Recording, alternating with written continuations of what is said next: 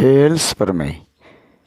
यदि किसी त्रिभुज की एक भुजा के समांतर अन्य दो भुजाओं को भिन्न भिन्न बिंदुओं पर प्रतिच्छेद करने के लिए एक रेखा खींची जाए तो ये अन्य दो भुजाएं एक ही अनुपात में विभक्त होती हैं। इसका मतलब ये हुआ, जो दो भुजाएं हैं उन दोनों भुजाओं में जो एक कोई सी भुजा जो क्या कर रही है, रेखाओं को प्रतिच्छेद कर रही है, तो उन दोनों भुजाओं का जो अनुपात है आपस में बराबर होगा। जैसे कि ये चित्र में दिखाया गया है। चित्र में ए बी सी, ये हमारे पास एक बी सी भुजा है त्रिभुज की। इसके समांतर हमने ए बी और ए सी पर एक समांतर रेखा खींची।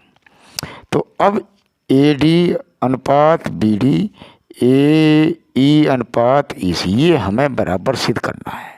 तो हमने क्या करा, सबसे पहले ए बी रेखा पर हमने जो है लंब जो ई एल डाला और ए सी भुजा पर हमने लंब डी एम डाला।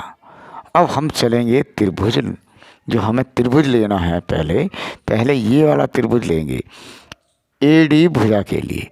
ए डी भुजा जो अनुपात है, फिर बी डी, पहले एक तरफा चलेंगे इधर, तो ये वाला ए डी लेंगे तो ये वाला त्रिभुज चल रहा है। इसी प्रकार से बी डी लेंगे तो ये वाला त्रिभुज चल रहा है।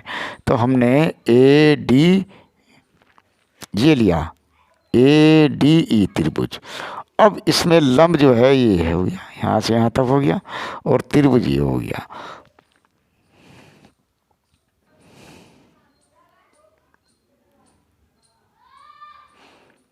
हमें जो दिया है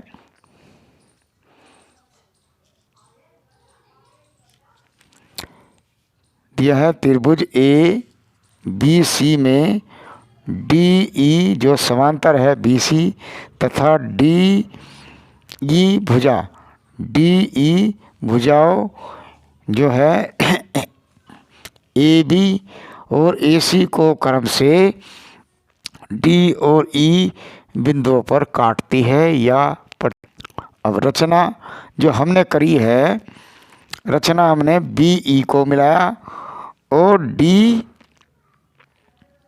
सी को मिलाया, और सिद्ध क्या करना है हमें, ए डी का अनुपात बटे बी डी का अनुपात, ए ई का अनुपात बटे ई सी का अनुपात, जैसे कि यहाँ पर दिखाया हुआ है ए डी बटे बी डी बराबर ए ई बटे ई सी। अब हमें सिद्ध करेंगे, त्रिभुज लेंगे हम ये वाला ए डी ई का छेदफल। तो छेदफल करेंगे तो कौन सी भुजा के लिए ले रहे, पहले ए डी, इसमें जो लंब है वो ई एल है ए बी पर। तो इसमें आधार, तो त्रिभुज जो लेंगे छेदफल ए आर छेदफल त्रिभुज ए डी का छेदफल 1/2 A D Guna E L. तो 1/2 होगा त्रिभुज का छेदफल A D Guna E L. तो ये समीकरण नंबर हमारी 1 हो गई। अब छेदफल लेंगे त्रिभुज डी ई बी का, इधर की चलेंगे बी डी भुजा के लिए। ए डी तो हमने निकाल लिया बी डी। अब इसमें आधार होगा बी डी बी और लंब होगा ई एल। तो वही त्रिभुज जो होगा छेदफल डी बी ई का छेदफल 1/2 बी डी गुना ई एल। जैसे यहाँ है त्रिभुज डी ई बी में लंब ई एल या एल ई भुजा ए बी पर, तो भुजा बी डी के लिए निकालेंगे त्रिभुज।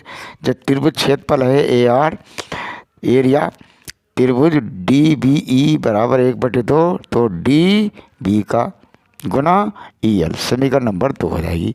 अब समीकरण 1 तथा 2 को भाग देने पर, समीकरण 1 और 2 को भाग देंगे, ऊपर का ऊपर नीचे का नीचे, लाल वाला इधर का हिस्सा यहाँ और काले काले वाला नीचे, ऐसे लाल वाला ऊपर यहाँ, काले वाला यहाँ। 1/2 से 1/2 खत्म हुआ और EL से EL खत्म हुआ। क्या बचा? AD/BD बचा। तो त्रिभुज AD का क्षेत्रफल, त्रिभुज ADB का क्षेत्रफल जो होगा AD/BD होगा। ये हमारी इस प्रकार से समीकरण नंबर 3 हो गई। जैसे कि यहाँ दिखाया गया है, क्षेत्रफल त्रिभुज ADE बटे क्षेत्रफल DBE बराबर AD/DB, ये समीकरण नंबर हमारी 3 हो जाएगी, जैसे कि हमने अभी बताया था। अब इसी प्रकार त्रिभुज हम दोबारा चलेंगे, अब चलेंगे हम त्रिभुज राइट हैंड साइड के साथ। त्रिभुज का क्षेत्रफल फिर वही रहेगा ADB या AED निकालो, तो त्रिभुज का क्षेत्रफल ADB, परंतु भुजा कौन सी लेने के लिए? AE भुजा, इधर वाली तो प्राप्त होगी दोनों, अब ये वाली भुजा प्राप्त करनी है, तो वही करेंगे। तो इसमें से क्षेत्रफल निकालेंगे, त्रिभुज ADE का क्षेत्रफल क्या करेंगे? भुजा, आधार और लंब। तो अब ये आधार तो ये हो गया, लंब ये हो गया, तो क्या हुआ? त्रिभुज ADE का क्षेत्रफल जो होगा तो AE 1/2 AE गुना DM, जैसे कि त्रिभुज ADE में भुजा AE भुजा के लिए निकाल लेंगे, तो क्षेत्रफल क्या होगा? ADE 1/2 AE गुना DM, ये समीकरण नंबर हमारी 4 बन जाएगी। अब नीचे वाली भुजा के लिए चलेंगे।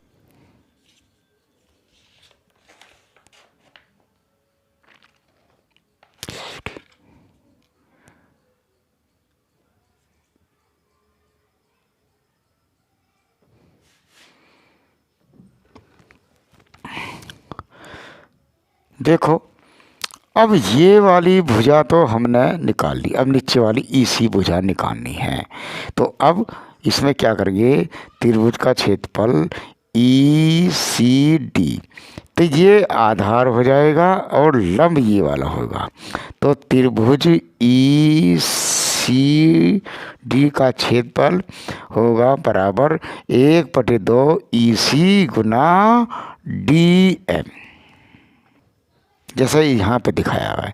त्रिभुज ECD में भुजा EC के लिए, तो क्षेत्रफल त्रिभुज ECD बराबर 1/2 EC गुना DM, ये समीकरण 5। अब समीकरण 4 और 5 को जैसे पहले 1 और 2 को दिया था इसी प्रकार से भाग करेंगे। भाग करने पर क्या होगा? ऊपर का हिस्सा ऊपर, नीचे का हिस्सा नीचे, लाल वाला ऊपर और हरे वाला नीचे, ये वाला। अब इसमें से 1/2 से 1/2 खत्म, DM साहब से DM खत्म हुआ।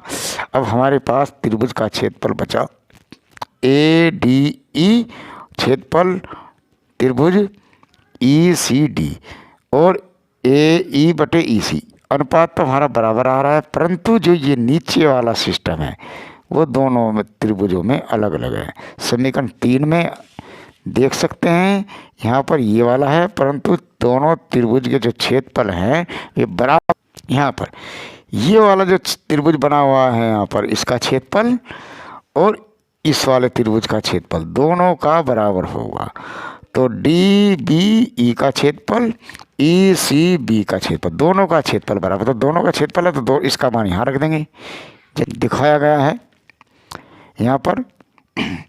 अब इसके स्थान पर जो ये दिया हुआ है, इसके स्थान पर त्रिभुज का क्षेत्रफल जो है BDE का जो क्षेत्रफल है, त्रिभुज का क्षेत्रफल ECD के बराबर होगा।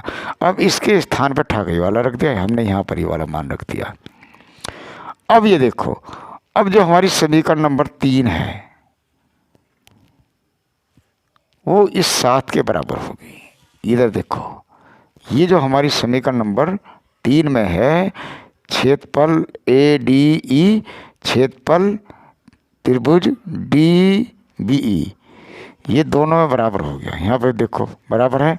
अब हम क्या कर सकते हैं? इसका मान जो है समीकरण 3 का मान 7 में रख दिया, तो ये जो यहाँ पर रख देंगे समीकरण नंबर 3 का मान। तो क्या है, AD/BD और AE/EC। इस प्रकार से हमारी ये थेरस पर में सिद्ध हो गई है। इसको बार बार चित्र बनाकर सिद्ध करेंगे।